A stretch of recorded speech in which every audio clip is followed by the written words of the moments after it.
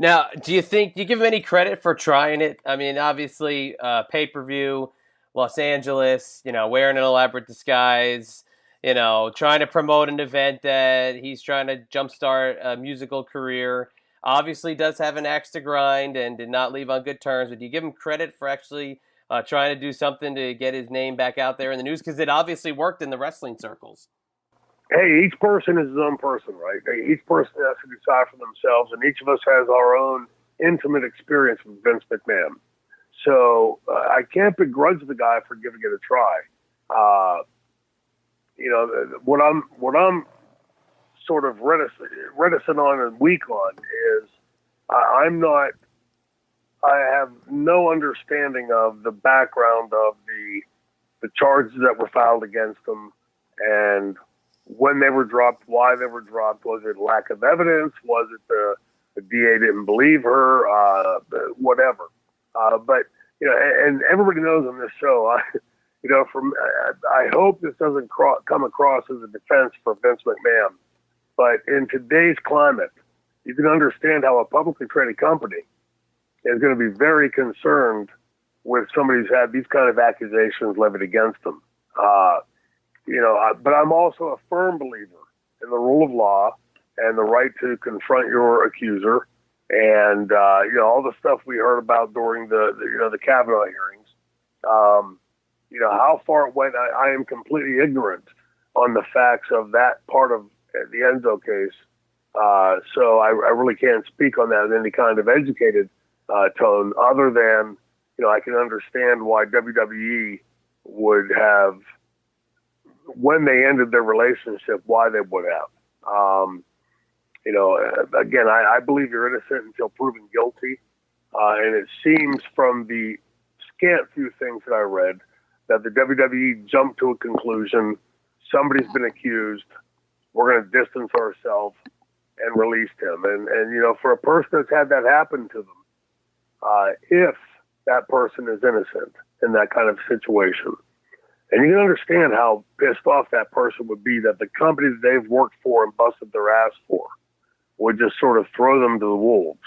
And why then he would want to use that platform. And again, I say that being completely ignorant of the facts in the case. But based off of what I have read, the tiny bit that I had read, I can clearly see why he would feel it his right to hijack that show for the minimum time that he did. Do you think at all possibly that it was a work? Because to me, I'm always very suspicious of anything in the wrestling business as far as people saying, oh, it's a shoot, it's real, it's real, it's real. I always kind of go the opposite way and think it's possibly a work, especially knowing that Enzo and Triple H have a long history together and a great relationship. Any possibility that it was a work? Sure.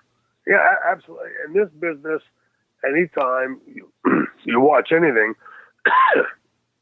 there's always an opportunity that it's a work. The question is to what degree. Like, to me, when Chad said a second ago about the disguise,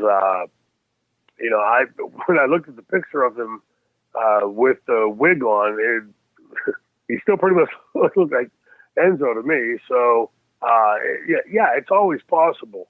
But then you try to extrapolate down, like here we are, 20 plus years later, still trying to ascertain whether or not the Montreal Screwjob was a shoot or not.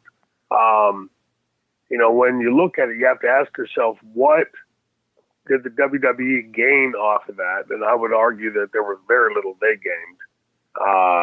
What did Enzo garner? I would say was much more, because the fans, from what I read, the fans came out and had, flyers on their windowsills, the windshields. And, so I don't know does anybody know what he pulled at the show that night? No, not sure.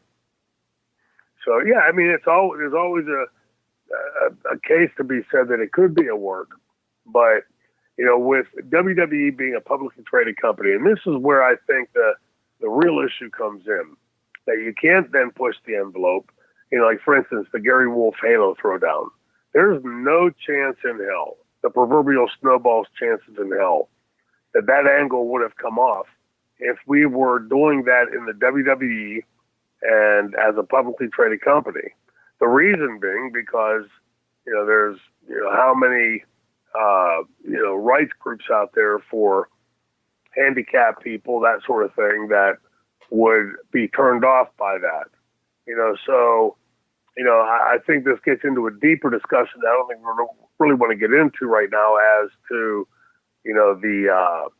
what's appropriate, what's not appropriate, and what is appropriate, not appropriate for a publicly traded company, because it's vastly different.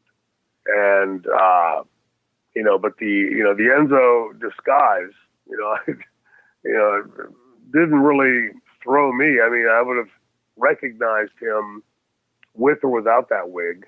And again, I think to me, the negative to it comes because he was trying to push something else that was not WWE related. And this, again, everybody knows my feelings for that company. So this is not a defense for them.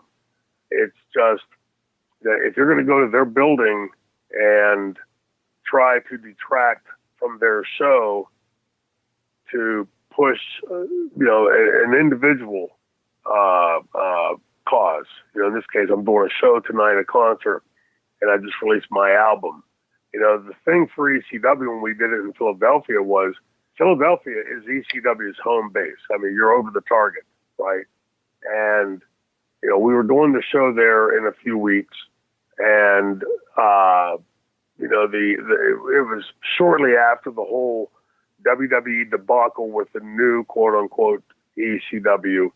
This was a way for us to, get some pretty straightforward advertisement that, hey, if you remember ECW and you love ECW, there's going to be a show in a couple weeks. So it's splicing hairs, but it wasn't Shane Douglas doing it for, Shane Douglas's concert tonight. It was Shane Douglas doing it to remind the Philadelphia audience, about the history of ECW in that town. This past weekend at the panel discussion on Sunday, a young lady from Philadelphia, her first question was about how proud she was that ECW was a Philadelphia product and it was considered like a hometown thing.